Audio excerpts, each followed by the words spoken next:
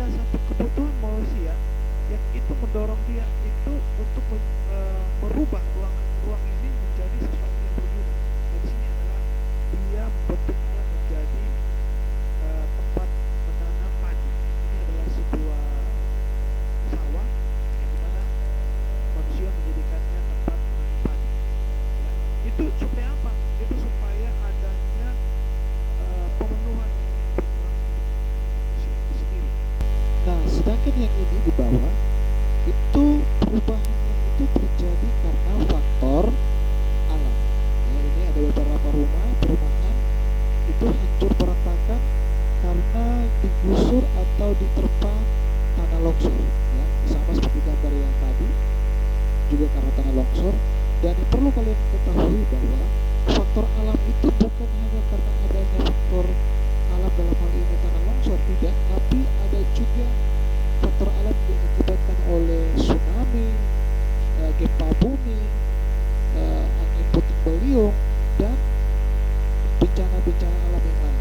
Jadi ada banyak ya, atau letusan gunung api dan semacamnya. Jadi ini adalah perubahan-perubahan yang terjadi akibat faktor manusia dan faktor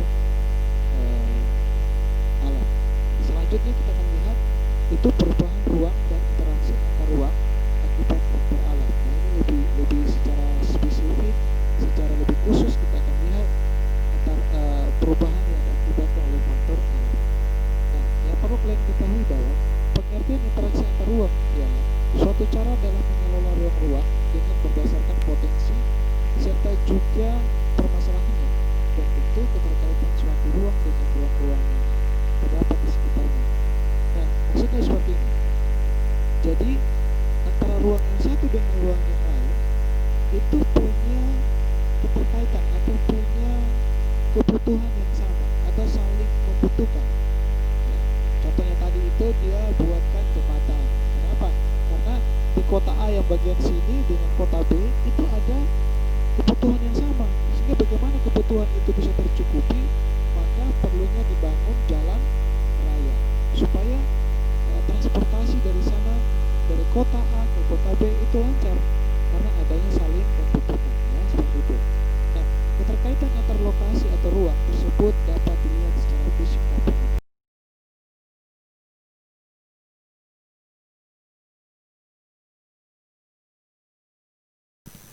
Oke, shalom adik-adik. Hari ini kita masuk di pertemuan selanjutnya, yaitu tentang perubahan ruang dan interaksi antar ruang akibat faktor alam.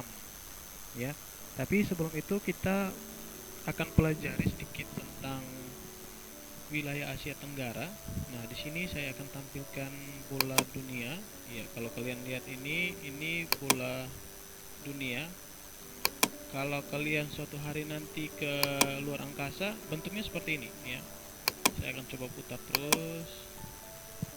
Nah, kita akan coba lihat wilayah Asia Tenggara itu bentuknya seperti apa. Negara apa saja yang masuk di area atau wilayah Asia Tenggara. Saya akan coba zoom ya. Kalau ini kan kita belum lihat bentuk-bentuk pulaunya. Ini masih bulat-bulat seperti bola ya. Nah, sekarang saya zoom. Saya akan cari kira-kira mana Indonesia.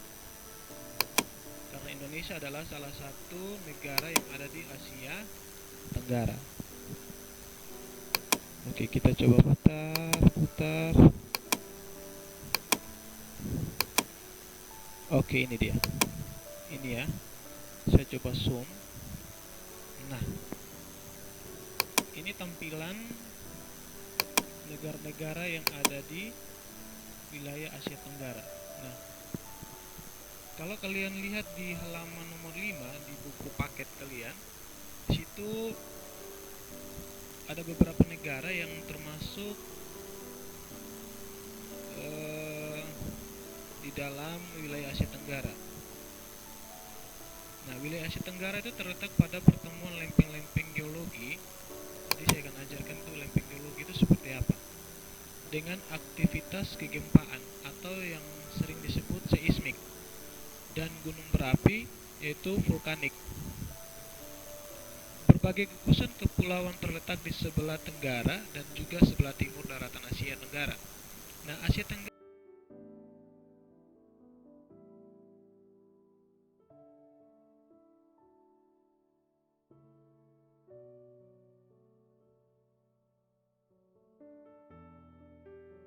ya, yang kedua itu Asia Tenggara Maritim atau istilahnya ATM. Nah, Asia Tenggara Daratan itu kenapa disebut sebagai Asia Tenggara Daratan? Karena sebagian besar wilayahnya itu terdiri dari daratan, ya, sehingga disebut sebagai Asia Tenggara Daratan. Selanjutnya ada kelompok Asia Tenggara Maritim. Kenapa dikatakan Asia Tenggara Maritim? Karena sebagian besar negara itu terdiri dari laut, ya. Kalau nanti saya akan kasih tunjuk negara apa saja yang masuk di Asia Tenggara Maritim dan Asia Tenggara Daratan. Nanti lebih jelasnya teman-teman bisa lihat di peta yang saya tunjukkan ini, ya. Nah, ini ada bola dunia. Ada bola dunia, kita akan lihat negara apa saja nanti yang masuk di Asia Tenggara Daratan. Nah, pertama itu yang masuk di Asia Tenggara Daratan yaitu negara Myanmar. Nah, ini negara Myanmar. Kalau kalian lihat garis putih ini, saya coba zoom, ya. Nah, garis putih yang ini yang saya arahkan ini merupakan batas-batas negara. Ini merupakan batas negara. Nah, sebagian besar negara Myanmar itu dipenuhi daratan, dan sedangkan lautnya cuma seberapa. Karena nanti pasti sudah dimiliki oleh Sri Lanka di sini, sudah dimiliki oleh India punya di sini, Bangladesh punya di sini. Jadi memang wilayah laut dari Myanmar itu sangat-sangat sedikit, sehingga dia lebih banyak itu wilayah kekuasaannya itu penuh dengan daratan. Selanjutnya itu negara Thailand. Nah, kalau kalian lihat ini Thailand, saya coba zoom lagi. Ya, ini garis yang putih itu merupakan perbatasan antara Thailand dengan Myanmar. Kalau yang ini perbatasan antara Kamboja. Ini Thailand. Ya. Thailand juga masuk dalam kategori negara yang masuk di Asia Tenggara Daratan karena lebih banyak daratannya ketimbang laut. Kalau laut ini sedikit bagian sini. Ini laut. Karena nanti sudah pasti di sini akan terbagi dengan lautnya Kamboja. Jadi wilayah kekuasaan lautnya itu sedikit, maritimnya sangat sedikit. Selanjutnya itu ada Laos. Nah, kalau kalian perhatikan Laos, ini batasannya. Itu wilayah kekuasaannya itu lebih banyak itu darat. Ini melingkar. Bahkan sampai dia tidak punya laut. Karena kalau di sini itu sudah masuk wilayahnya Vietnam. Ini dekat laut. Selanjutnya itu Vietnam. Vietnam juga masuk di kategori negara atau yang masuk di Asia Tenggara Daratan. Wilayahnya dari sini. Garis putih ini terus melingkar ke sini. Sedangkan lautnya di sini, sedikit sekali. Ya, sedikit sekali di sini. Itu ya. Ada Laos, Kamboja, Thailand, sama Vietnam. Itulah negara-negara yang masuk di Asia Tenggara. Nah, selanjutnya ada negara yang masuk di Asia Tenggara Maritim. Nah, seperti tadi yang awal Mister jelaskan bahwa yang masuk di Asia Tenggara Maritim itu adalah negara-negara yang wilayah kekuasaannya itu lebih banyak dikuasai oleh laut atau lebih banyak juga dikelilingi oleh laut. Nah, contohnya yang pertama itu ada negara Malaysia. Nah, kalian bisa lihat di sini Malaysia. Nah, ini batasnya. Nah, Malaysia itu titiknya di sini. Itu wilayah lautnya juga sangat luas.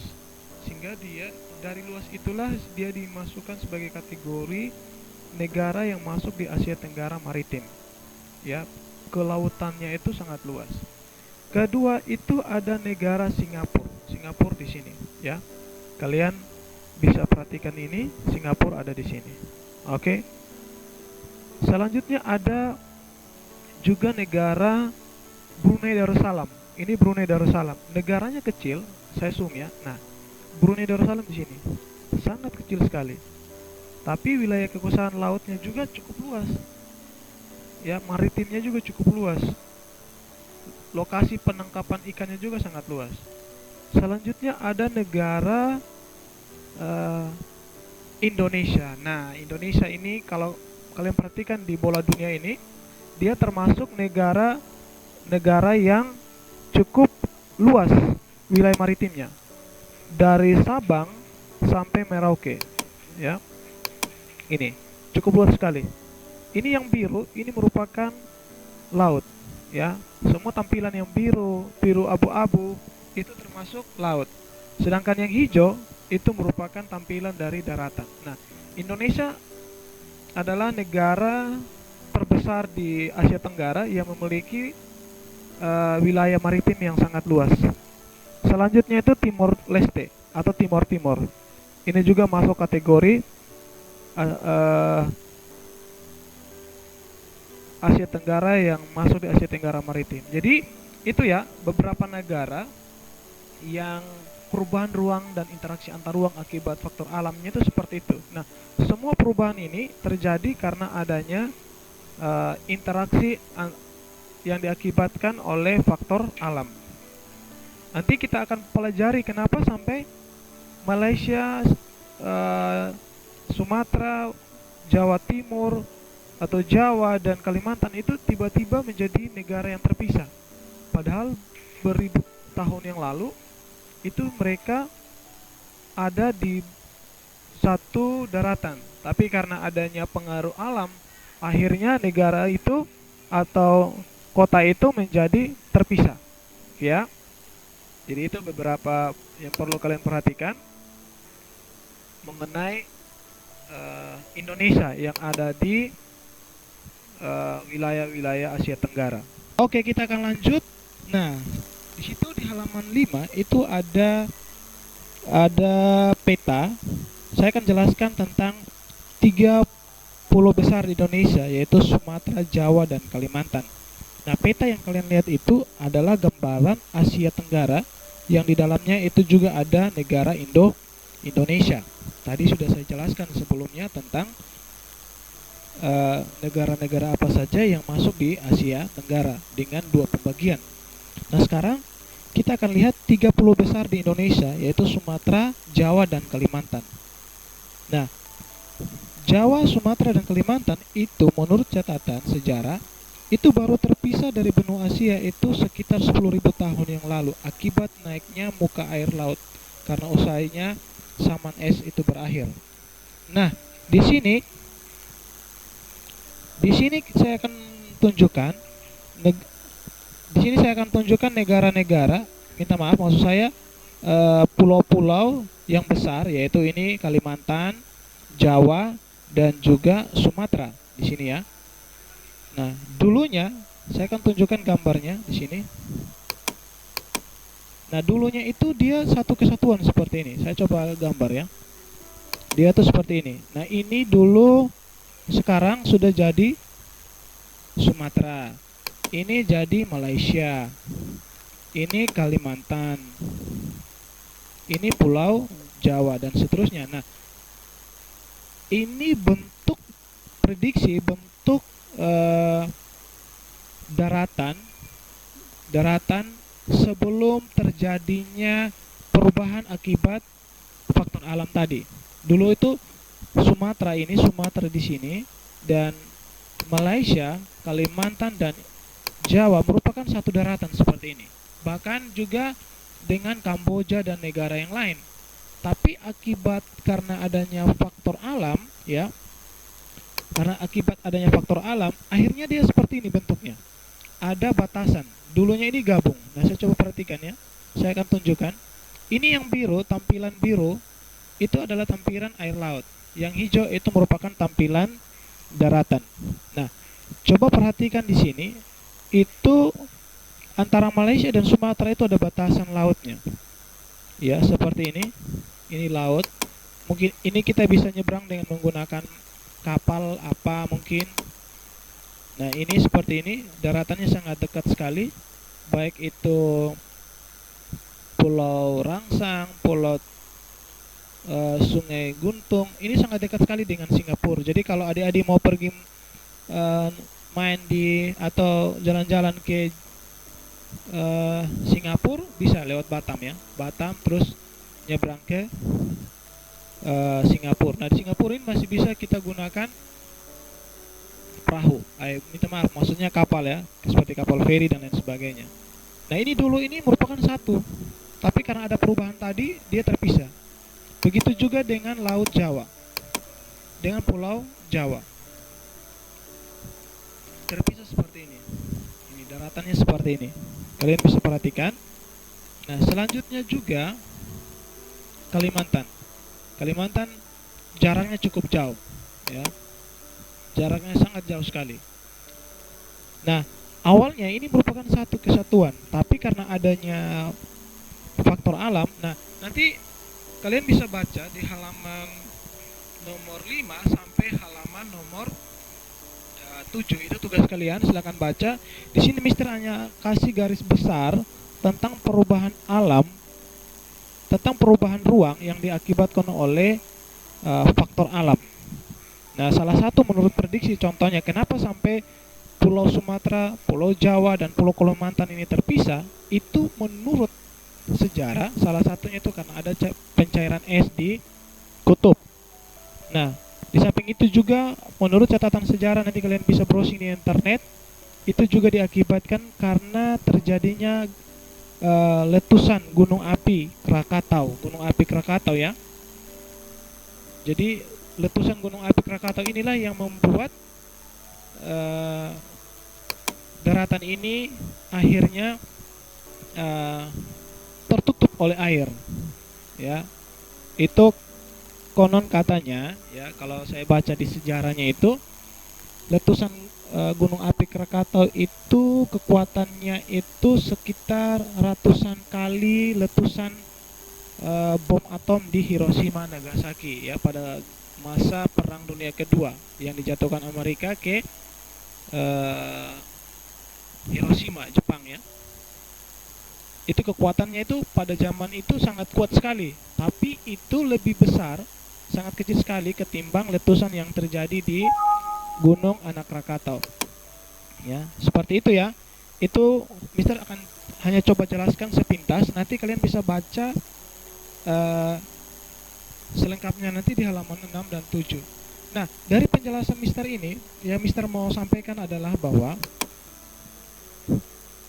terjadinya perubahan-perubahan yang Mister jelaskan tadi itu diakibatkan oleh faktor alam.